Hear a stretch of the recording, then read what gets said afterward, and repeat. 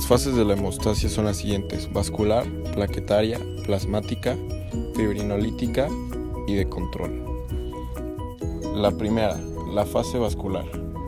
Cabe mencionar que no importa el sitio del organismo donde haya ocurrido la hemorragia, siempre participarán todas las fases, y la hemostasia se producirá gracias a la interacción con muchos tipos de proteínas, pero el producto final será gracias a la activación de la trombina.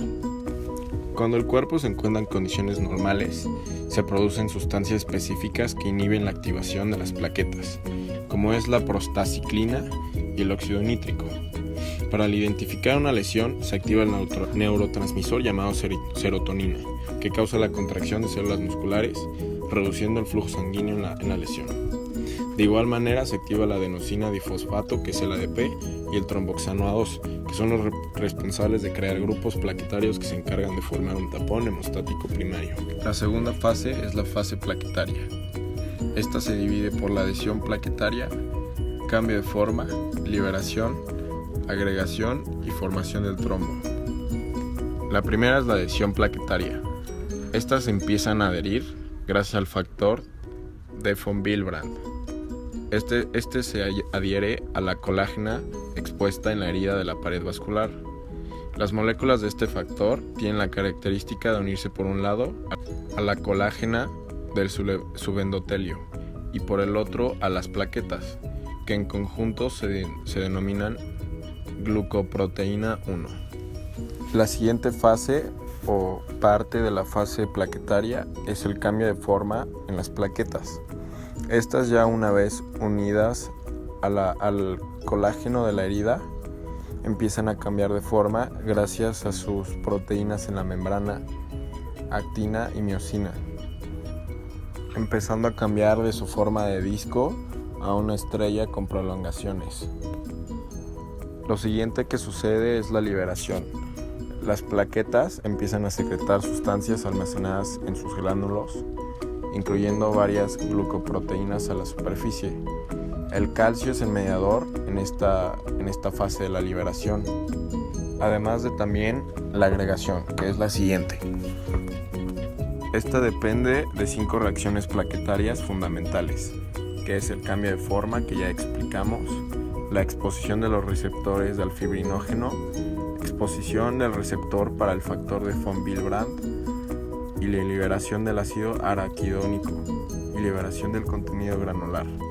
Cascada de coagulación.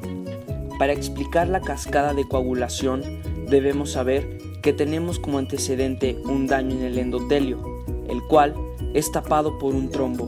Un trombo es una masa de plaquetas que se adhieren, pierden su forma y se convierten en una masa viscosa de plaquetas pegadas. Dicho trombo puede soportar el sangrado o el daño provocado, pero es inestable. Se estabiliza por una especie de cemento que produce el cuerpo llamado fibrina. Lo que hace la fibrina es crear una malla compuesta por fibras de fibrina entrecruzadas que se adhieren a las superficies de los vasos sanguíneos, impidiendo pérdidas de sangre mayores. ¿Cómo se crea la fibrina? Todo comienza con la conversión de protrombina en trombina.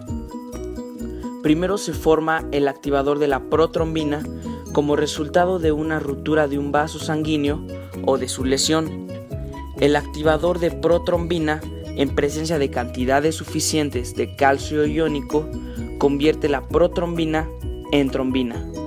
Por último, la trombina polimeriza las moléculas de fibrinógeno en fibras de fibrina, aproximadamente entre 10 y 15 segundos. Vía extrínseca. Empieza con un traumatismo de la pared vascular o de los tejidos extravasculares que entran en contacto con la sangre. Liberación del factor tisular.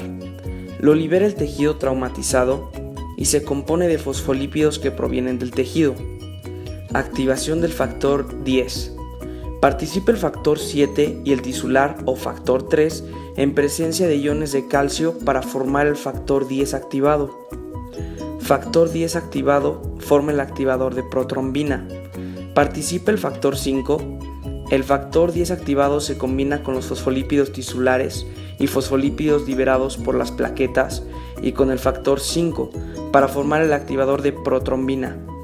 En segundos, con ayuda de iones de calcio, se divide la protrombina para formar trombina, la cual activa el factor 5 una vez que empieza la coagulación.